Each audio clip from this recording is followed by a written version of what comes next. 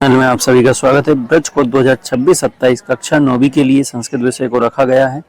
आज की दूसरी वीडियो में हम देखेंगे, प्रथम वीडियो में हमने वर्ण विचार पर विचार किया था। स्वर और व्यंजन की अपेक्षा से भेद होते हैं, 14 महर्षि सूत्र हैं। आज हम इनकी परिभाषा देखेंगे। कल हमने 14 महर्षि सूत्रों को देखा था। स्वर की परिभाषा स्वयं राजन्ते इति स्वरः, अर्थात जिन वर्णों का उच्चारण स्वतंत्र रूप से होता है उन्हें स्वर कहते हैं। मतलब जिनमें किसी भी प्रकार से कोई मात्रा का कोई जोर नहीं है, वह स्वर कहलाते हैं। उदाहरण, उच्चारण भेदात् स्वरः वर्णः, उच्चारण के भेद से स्वर वर्ण है। जिन वर्णों के उच्चारण में एक मात्रा का समय लगता है उन्हें ह्रस्व वर्ण कहते हैं। मतलब जैसे कि कहें कि ह्रस्व वर्ण मतलब आ, ई, उ, री, री, य, रिल, रिक, ये जो दो सूत्रों में पाणिनि ने बताए हैं, 5 ह्रस्व स्वर आ जाते हैं। जिन वर्णों के उच्चारण में 2 मात्रा का समय लगता है उन्हें दीर्घ वर्ण कहते हैं। आ, ई, उ, रि, ए, ओ, ऐ, औ, इनको दीर्घ स्वर कहा जाता है। जिन वर्णों के उच्चारण में 3 मात्रा का समय लगता है उन्हें प्लुत वर्ण अर्थात प्लुत स्वर कहा जाता है।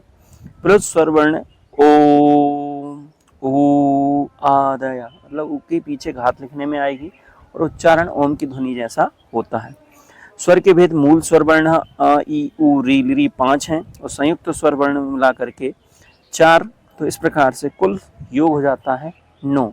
अगर हम पाणिनि के सूत्र के अनुसार देखें तो अयोण, रील, रिक, एओं, ऐ, औच, ये 4 सूत्रों में आपके सारे स्वर वर्ण आते हैं। अब हम व्यंजन की चर्चा करेंगे। व्यंजन, अंजनम यस्य वर्धयति व्यंजनम, जिन वर्णों की शोभा किसी अन्य वर्ण के द्वारा बढ़ाई जाती है, अर्थात जिन वर्णों के उच्चारण स्वर वर्णों की सहायता से किया जाता है उन्हें व्यंजन वर्ण कहते हैं। मतलब प्रत्येक व्यंजन वर्ण में स्वर निहित होता है और व्यंजन के साथ अगर स्वर नहीं होगा तो किसी वर्ण का उच्चारण नहीं होगा और वर्ण का उच्चारण नहीं हो पाएगा तो शब्द का निर्माण भी नहीं होगा। इसलिए व्यंजन के साथ स्वर सहायक होते हैं अर्थात शोभा को बढ़ाते हैं। तो देखिए, जैसे का वर्ग, चा वर्ग, टा वर्ग। अब हल वर्ण कौन कौन से हैं? 5 वर्गों में बांट दिए। का वर्ग, चा वर्ग, टा वर्ग, ता वर्ग, पा वर्ग। ये 5 वर्गों के अक्षर देखते हैं कि क्रमशः क, ख, ग, घ, ङ, च, छ, ज, झ, ञ, ट, ठ।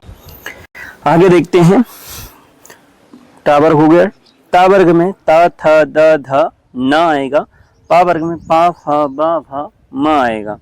यणोन्तस्तः, यवरल, ऐ, हैवरट, लण, ये 2 सूत्रों में अंतस्थ वर्ण आ जाते हैं। और उष्ण वर्ण में श, श, श और ह, ये वर्ण आते हैं। तो इस प्रकार से 33 व्यंजन वर्ण हो जाते हैं। अनुस्वार विसर्ग जोड़ेंगे और अलग से, तो व्यंजन वर्णों की संख्या हो गई आपकी 33। 25 स्पर्श व्यंजन, 4 अंतस्थ वर्ण, 4 उष्ण वर्ण।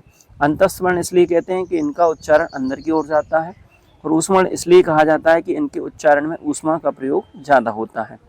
और 25 स्पर्श व्यंजन जो मुख के भाग हैं, तालु है, कंठ है, दंत है, मूर्धन्य है, नासिका है, इनके माध्यम से स्पर्श होता है, इसलिए इनको स्पर्श व्यंजन कहा जाता है, जो 25 हैं। अब कुछ संयुक्त व्यंजन आपको दिख रहे हैं। इन संयुक्त व्यंजनों की चर्चा भी हम ध्यान से करेंगे।